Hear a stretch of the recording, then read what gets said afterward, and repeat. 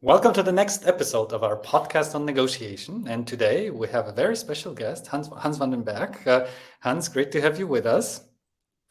Great to be here. Hans is a passionate negotiator, someone who spent a lot of time thinking and rethinking diplomacy, and also someone who has founded the Young Diplomat, an organization that we will spend some time discussing later on in our podcast episode. But let us start with the beginnings, Hans. How did it all start for you? What was your first triggering moment when you decided, hey, this diplomacy/negotiation thing makes a lot of sense, and that's what I want to focus on? How far back do we want to go?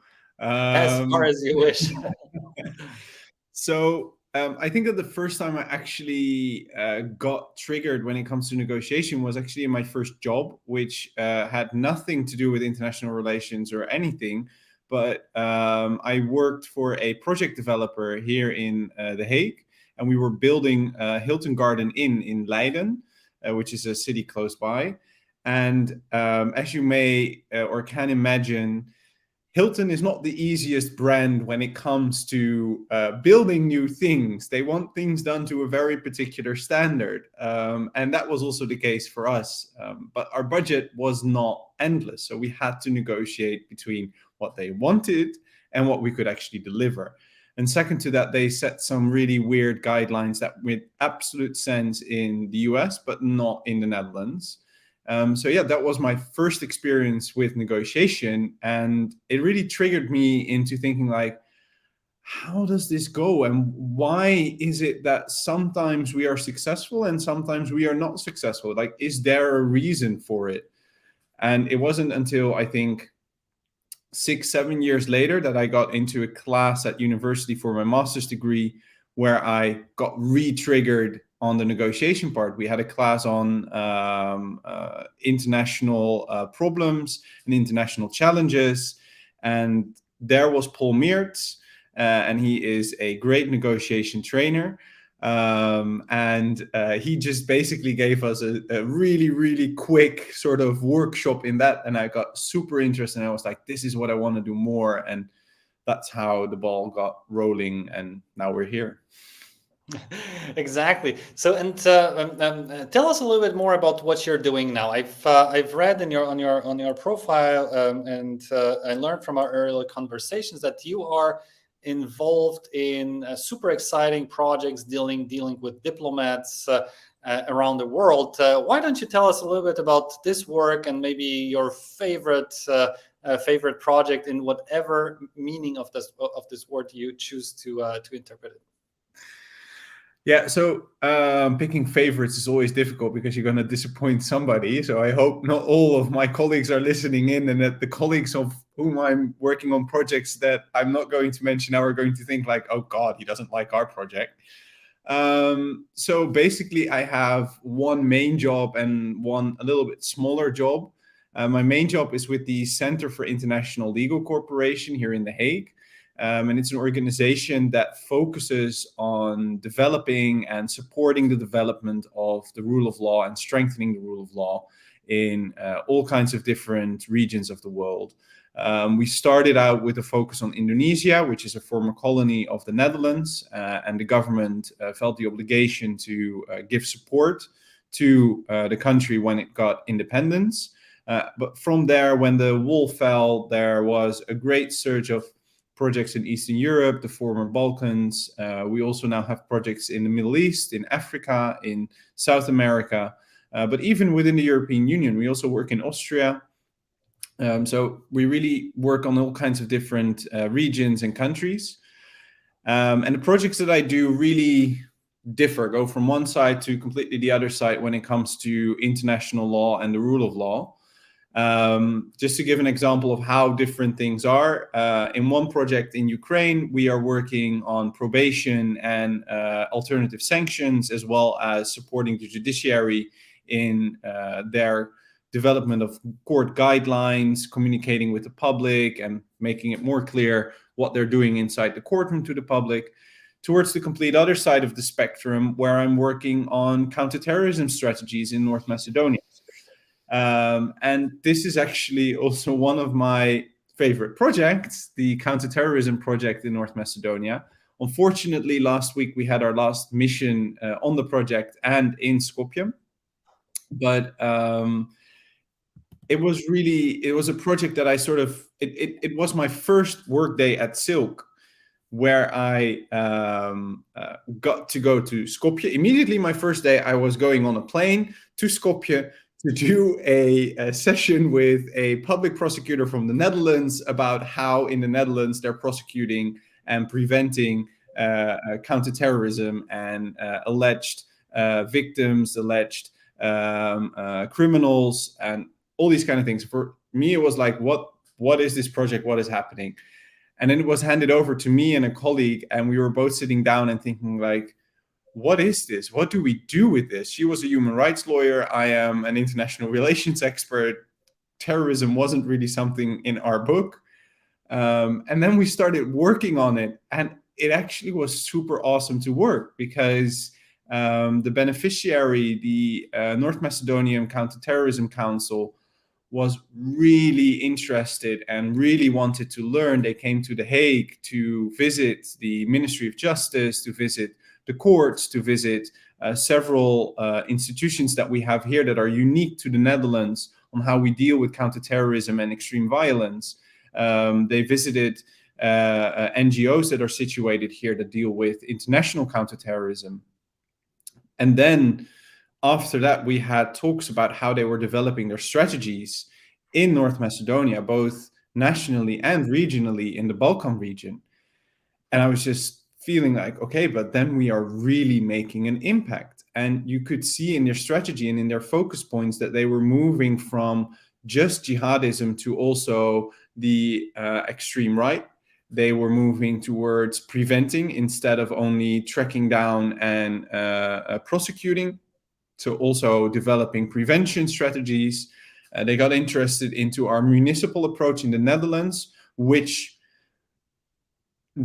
turned out that they weren't really aware of what was going on in their own municipalities. And then the NZTV, so the National Coordinator for Counterterrorism, got in touch with their probation workers, with their municipalities, and they started to better understand what was happening there.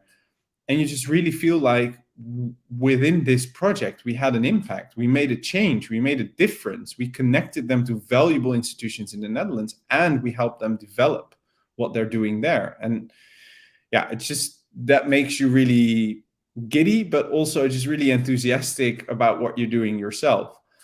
And what you said, yeah, you have to sort of then deal in a diplomatic way also with all the tensions that are going on. You're not sure if, certain things that are being mentioned can be mentioned. There is certain information that they want on the Macedonian side, but then the Dutch are not allowed to give that out. So you have to really mediate between the two, and sometimes also within the country itself between the different institutions. So it's yes, that's super interesting. I've been listening to it very attentively. And Hans, you also have a secret life, right? I mean, you are a superhero with two lives, right? One is the sort of the development projects on the legal or diplomatic part, but you also work with young people on their passion for diplomacy, or bringing up their skills or developing their skills in terms of preparing them for foreign services. Tell us a little bit more about the Young Diplomat, about its mission and about its origins and where it's heading. So, where it's heading is a very good question. And it was, I think, yesterday that I was sending out to our group chat with everybody that is working at the Young Diplomat, that we now have more than 5,000 followers on LinkedIn. And it was sort of for me like, okay, back in December 2018, I thought up this thing called the Young Diplomat, and I just wanted to take a chance with it and see what it would become. And now it is what it is. And we're doing a great range of different things. And as you said, we work a lot with young people who are either still doing their studies or have just finished up their studies and want to specialize, want to get a general insight of what is going on. But what I find also really, really awesome, and that's why for me, the Young Diplomat has nothing to do with age of where you are in life, but rather with how your passion or your interest is. We also have people who want to switch jobs, so who want to move from one field to another and are actually in their 50s and still follow a course at the Young Diplomat because they want to experience and see what diplomacy is about. We have people who are just want to get to know more about diplomacy in general and are actually biologists or scientists and just want to have something else for a change. So this is really inspirational for me. I love working with young people for the very simple reason that what their passion and their interest, and they have this unique perspective on what is going on in the world, and they just constantly bring something new to the table. And every time I have a discussion, and therefore all of my classes and all of the workshops that I do is, of course, I'm telling a little bit about what is negotiation, what is diplomacy, what are the basics. But as soon as I can, I want to get into discussions because I want to hear their perspectives and their ideas. And 9 out of 10 times it changes how I think or view the world in general. And that's, for me, that's really what it is about and why we're doing this. To tell a little bit about the origin and why I started the Young Diplomat, and this is probably going to sound very familiar to a lot of people who are going to be listening to this, is that the moment I graduated, which was 2017, I was really interested in doing something more with diplomacy, with negotiation. I wanted to become better. I wanted to be more educated. I wanted to develop myself, get this, resume that was really good to apply for jobs that were out there in the field. So I started looking for extra opportunities, and I soon found out that if I want to do those extra opportunities, I better bring a big bag of money with me. Because if you want to follow even a 3-day course on diplomacy, you're probably paying somewhere between 1,500 and 3,000 euros. I am lucky enough that I'm born in the Netherlands, that I have parents that had a sort of savings account of which they were willing to borrow me some money to pursue my passion. And they said, whenever you're ready, start paying us back. But the reality is that the majority of the world out there does not have that opportunity. And already in the Netherlands, that's an issue. And the Netherlands is a well-off country. Imagine if we're actually talking about the global south. That region just doesn't have the same opportunities as we have. And it started actually to irritate me that there are organizations out there who say like, oh yeah, but we offer you a scholarship and then you can come.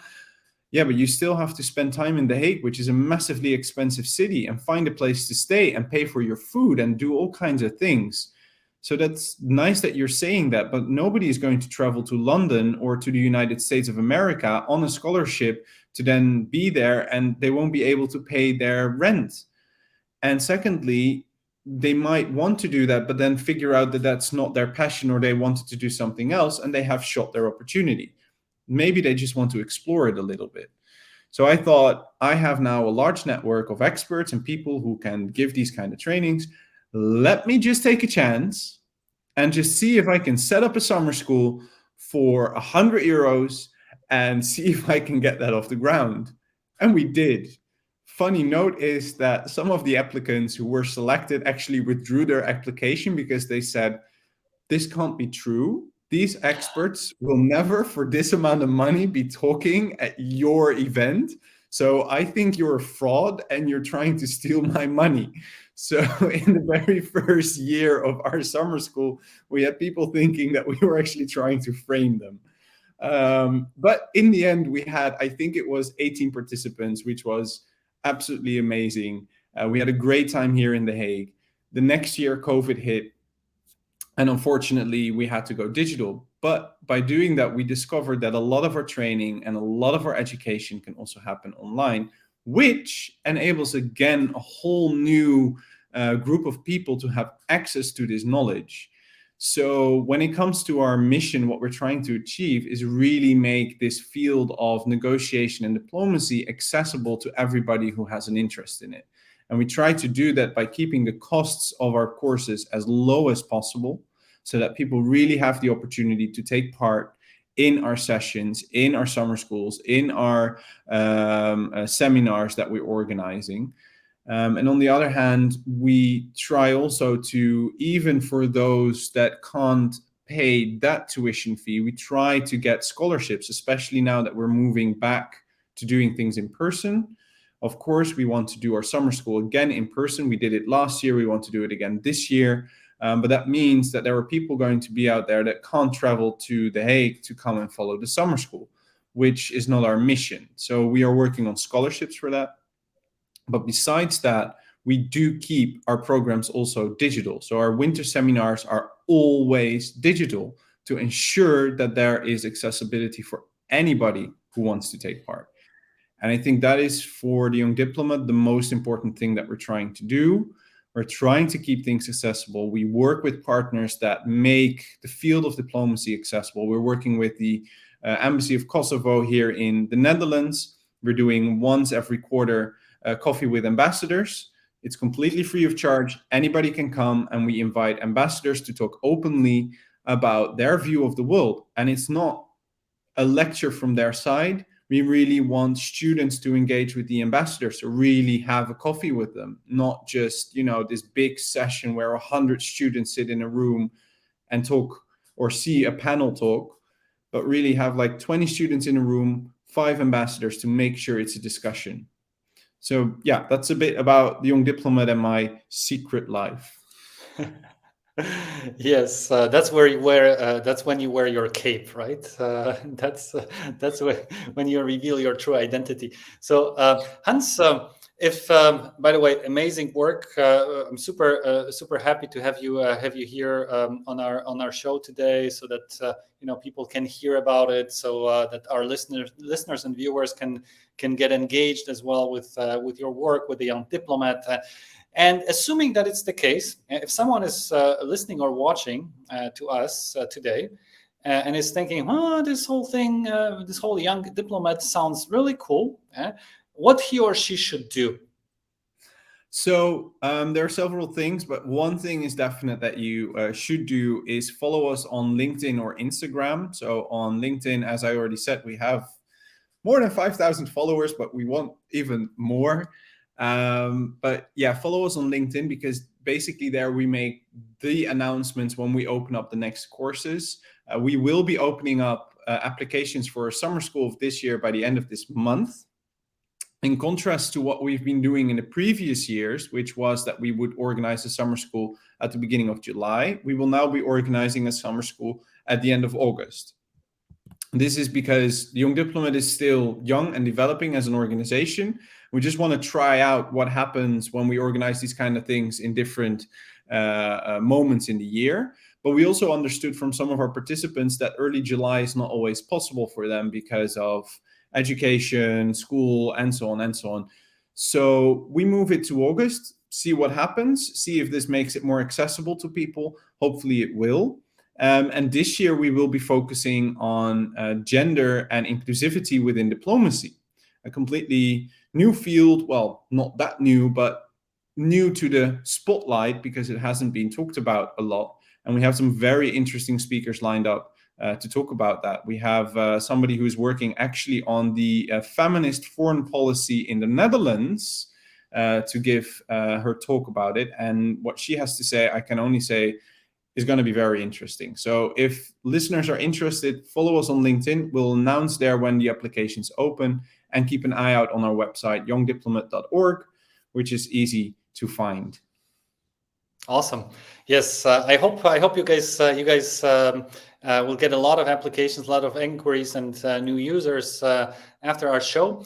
I was thinking about Hans, about one thing you spoke about challenges, right? So one is access to good quality education, right? Because let's face it, not everybody is fortunate enough to be able to get admitted to the School of Foreign Relations.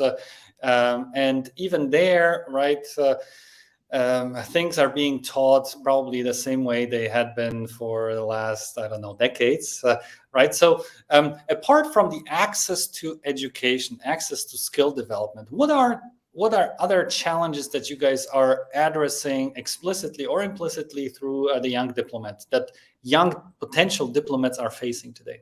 Yeah. So this is definitely my belief. I mean, not everybody has to share this view with me, but I really think that in education and in training, I can tell you a great deal of things, but as you can see behind me, there's a massive bookcase with a lot of books in there that also talk about negotiation and diplomacy. And if you want to know anything, you can read a book about it. I can tell you about it, but you can also read a book about it. And what I tell you is basically what is in the book. So that's not really going to be that much different. I'm always happy when people hire me to do so, because, that gives me an income and gets me to pay the house and the new books that I want to buy. But basically what I'm telling, you can find in the articles that I wrote, or you can find in the books that are in my book cupboard, but also that you can buy yourself. So where I think this all makes a difference is that we, especially at the Young Diplomat, but I know other negotiation trainers do the same thing. We work a lot with simulations, because simulations really give you the ability to test your skills, to test new things that you've learned. I mean, you can read about it as much as you want, but in the end, the proof is in the pudding.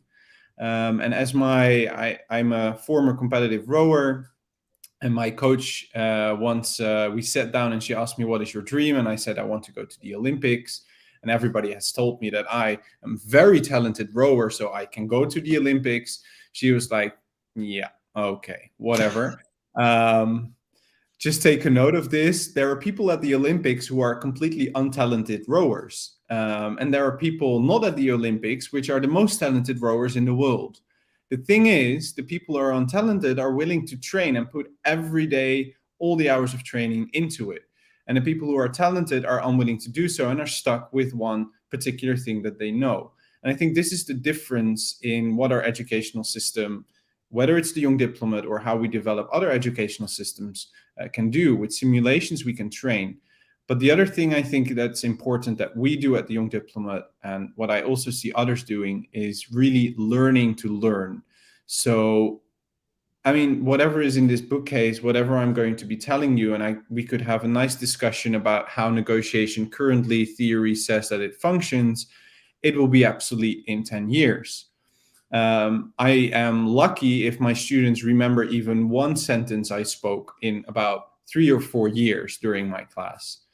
But the one thing that I hope they do remember is the way they absorb new information, process that information, and apply that information in their daily lives. And as long as they are doing that, I'm happy. And as long as they are getting to know each other and learning about each other's perspectives, because the only way you're going to understand how somebody from Africa views the world is talking to somebody from Africa. You can read about it as much as you want, but it's never going to tell you how it actually is. So you need to talk to them. And if our educational programs, whether it is with the Young Diplomat or what we do at Leiden University or at Erasmus University or at the diplomatic academies that we work at, we can achieve that, I'm done. I can walk out and I don't need to return. Well, actually, I hope to return the next year to do that for a new group of students and people who are interested. But then for that group, I'm happy. That's awesome. That's a great mission. I'm deeply amazed, Hans. Thank you so much for sharing this. Super inspiring. I was in our previous conversation. You mentioned that you also teach a course which triggered my interest or inspired my interest and triggered my attention, and that is the course called "The Battle of Europe." Yeah. Could you maybe share a few words about what you teach? What are the pedagogical objectives of that course, and also how you do that? Yes, it's a part of the Young Diplomat, right? Yeah, that's true. So this is a course that Leiden University actually requested. They wanted to do a course about the European Union, but wanted to do something different, because the normal courses always teach something about the history of the European Union or how it works, or all this kind of boring stuff. And this is an honors college. These are students who actually want to learn a little bit more. They want to learn something different than the normal kind of stuff. So they said, like, Hans, do you have an idea? And I was like, well, I can always come up with ideas. That's not the problem. But we have to see what works and what people are interested in. And I just finished reading a book. In Dutch, the title is De Slag om Europa, which translates to The Battle for Europe. And it's written by Rob de Wijk, and it's a really good book. There will be an English translation. And it basically gave me the inspiration because he wrote in his book as a final chapter that he has absolutely no doubt that the future of the European Union is bright. And yes, there are many challenges, but that it is going to be better than it already is, and that there are a lot of opportunities out there. And I was like, that's actually quite interesting. Let's take a different approach to teaching about the European Union. And instead of looking back and looking at all the different challenges that we have had, let's look forward to all the opportunities that we can have and how it is developing. So in the setup of the course, we've just chosen to do something completely different. And in the first class, we're going to kick things off by actually nation branding the European Union. So what are the unique selling points? What are the things that they can do to improve the world and make the world a better place? And this is with the inspiration of Simon Anholt, who said and founded the Good Country Index. And with that, he basically said, we want to look at what countries do good for the rest of the world. So how happy should the world be that this country exists? And I want the students to really look into how happy should the world be that the European Union exists? What kind of opportunities does it offer?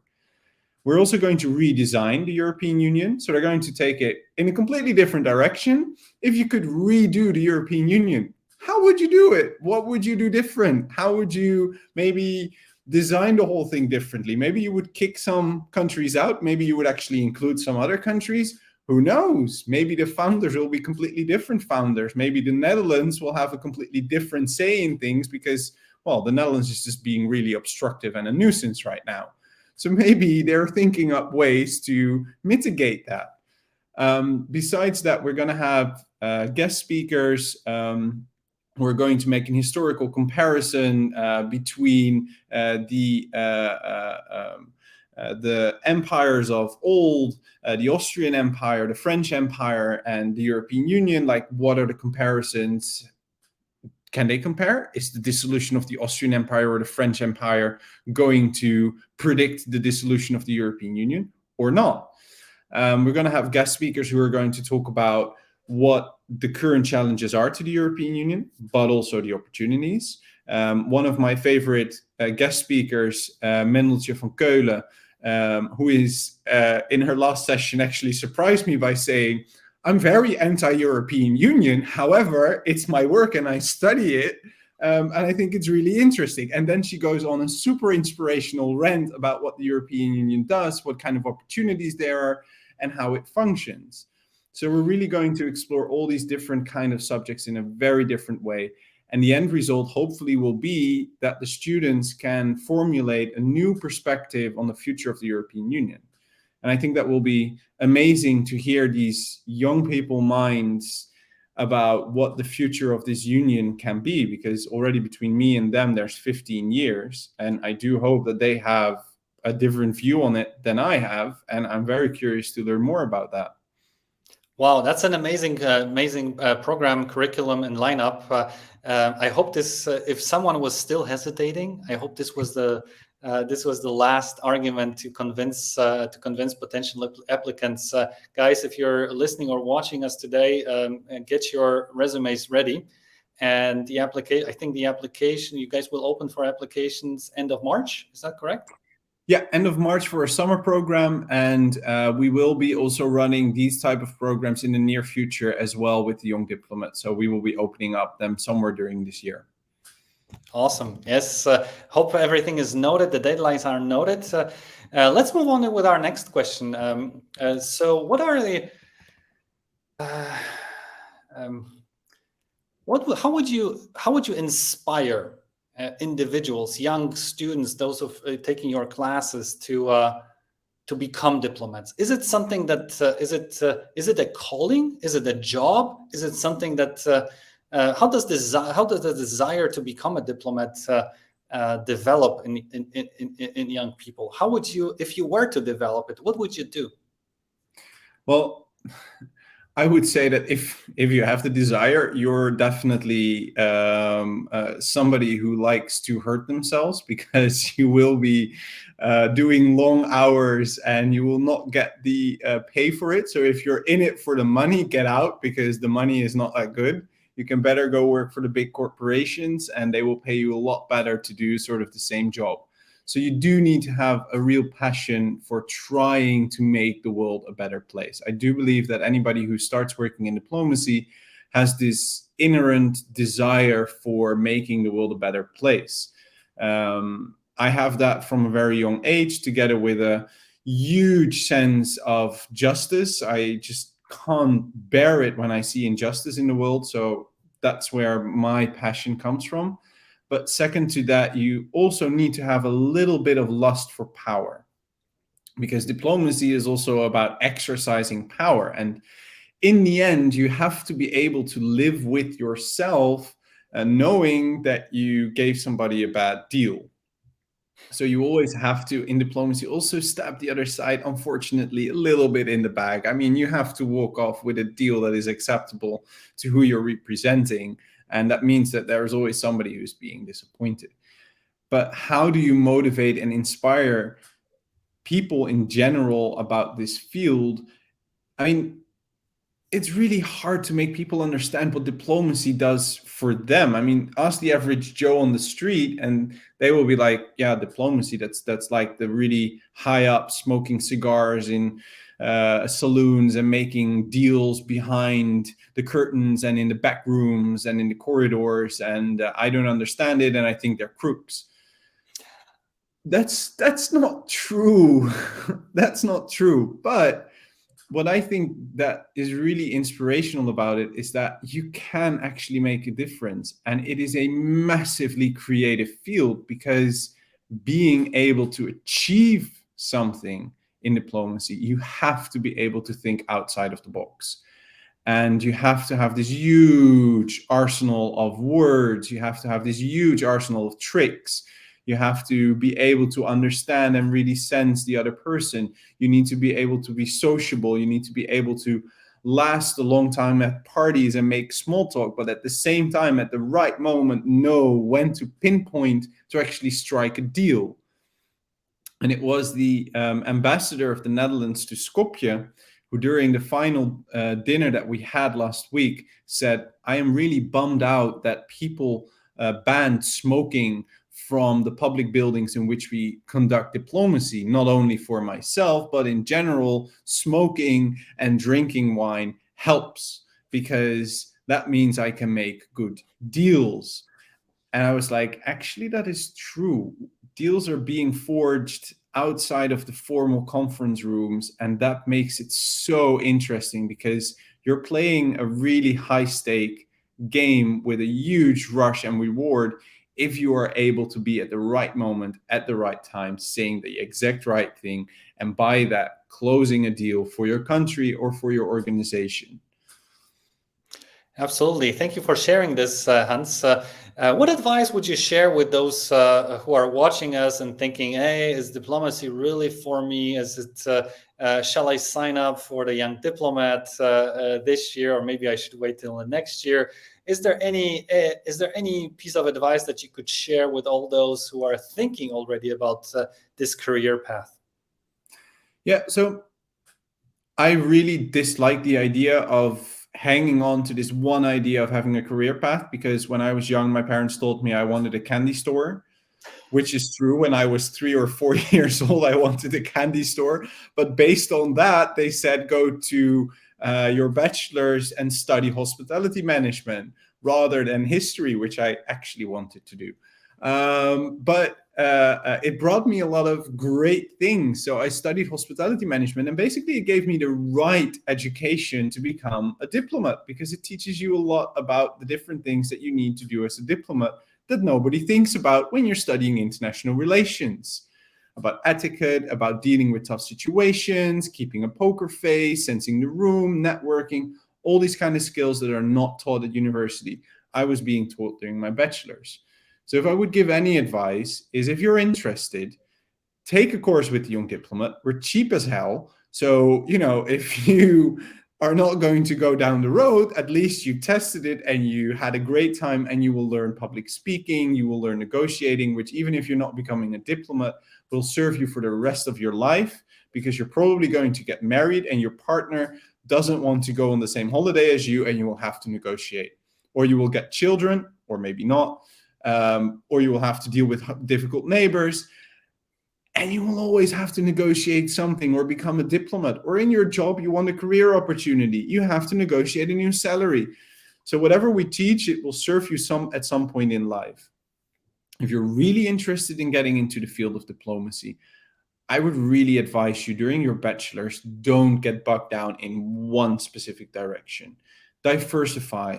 The world is not going to go to shit because you didn't pick the right expertise during your bachelor's. You will have enough time. You will have to work until you're what, 70, 75?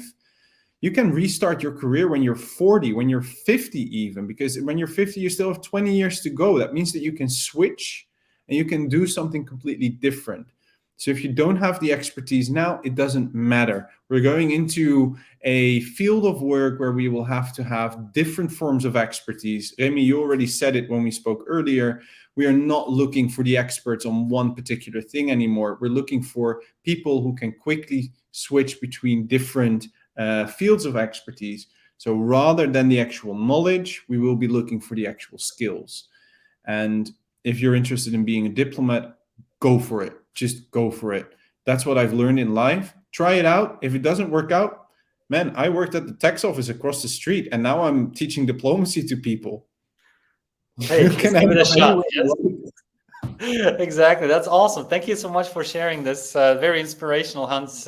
And my last question is always about greatness. Yes, always about greatness, great negotiators, great maybe diplomats / negotiators. What do you think, Hans? Who comes to your mind?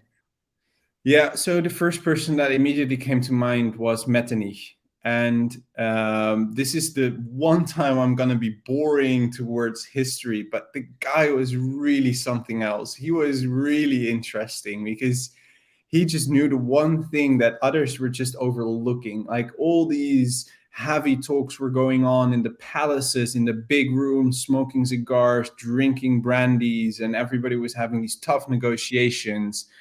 And they couldn't understand one thing. This guy Metternich had all the knowledge, had all the information. And where did he get it from? Well, because he actually talked to the servants, and he actually had mistresses walking around the palace, sleeping with a lot of the other monarchs and princes of the blood who were doing the negotiations, who were freely and openly discussing matters of state before them. Because they forgot that these people have ears as well, and he was actually paying them to get that information.